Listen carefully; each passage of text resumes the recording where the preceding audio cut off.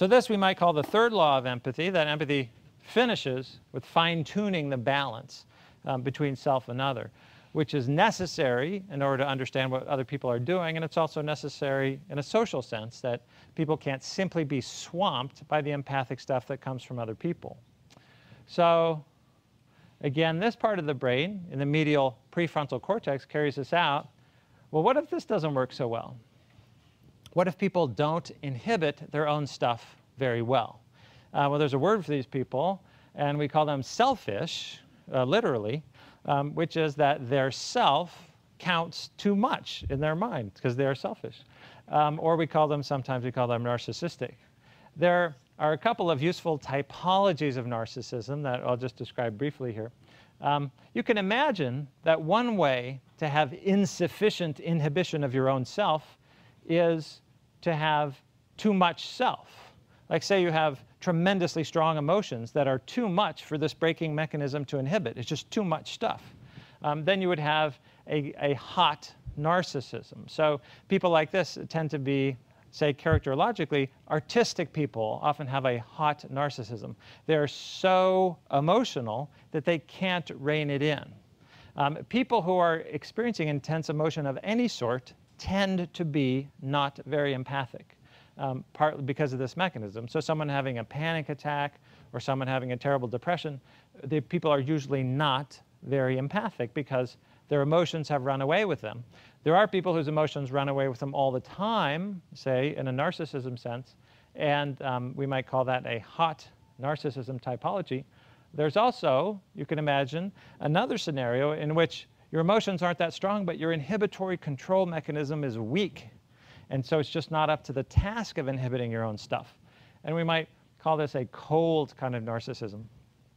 In adults, when adults have insufficient inhibitory mechanisms, the things they tend to seek out are money, drugs, power, and sex.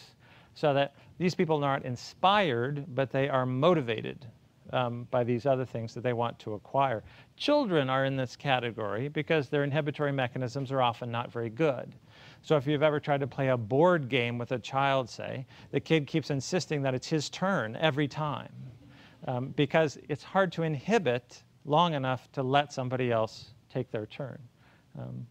There are also, I think this is not well known enough, so I'll just include this. Everybody knows mostly that when someone says unabashedly, well, it's all about me, and they act selfishly, that they may have some narcissistic traits. What is less familiar to people is that there's also a person who says, well, it's all about you. I'm really doing this for other people, but they still act selfishly. This also is a kind of narcissism that is probably more insidious and difficult for people to recognize. Nevertheless, it is in the world all over. So when somebody says, oh, I'm just doing this for you, or it's all about other people, or really I'm just helping other people, then you have to look at what it is they're actually doing and whether it benefits the other people or whether it seems to benefit themselves more.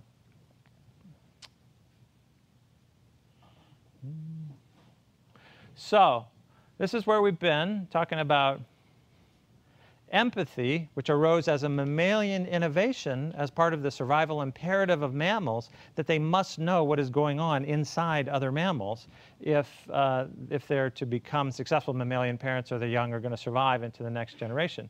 And partly because of that, we have this modeling mechanism which enables us to feel into other people. We can internally understand or feel what is their sensation, what is their emotion, what is their action feel like to them. And then we have a couple of later, more cognitive, more thinky kind of empathic mechanisms. One, the effortful cognitive projection of the self-perspective in space, and then the ability to adjust the balance between self and other so that a person can inhibit their own prepotent self-perspective. I'll leave you with one final thought, and then we'll go to questions.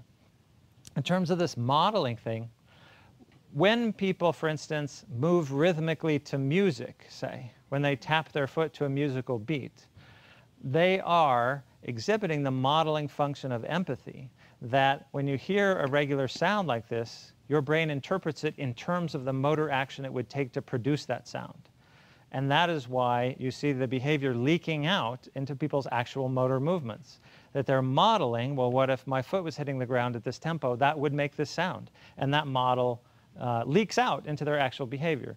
So that when you notice yourself tapping or snapping your fingers or clapping to the beat, this is what it's from. It's from this ancient modeling empathy mechanism that allows you to model and feel into communicative signals coming from other people.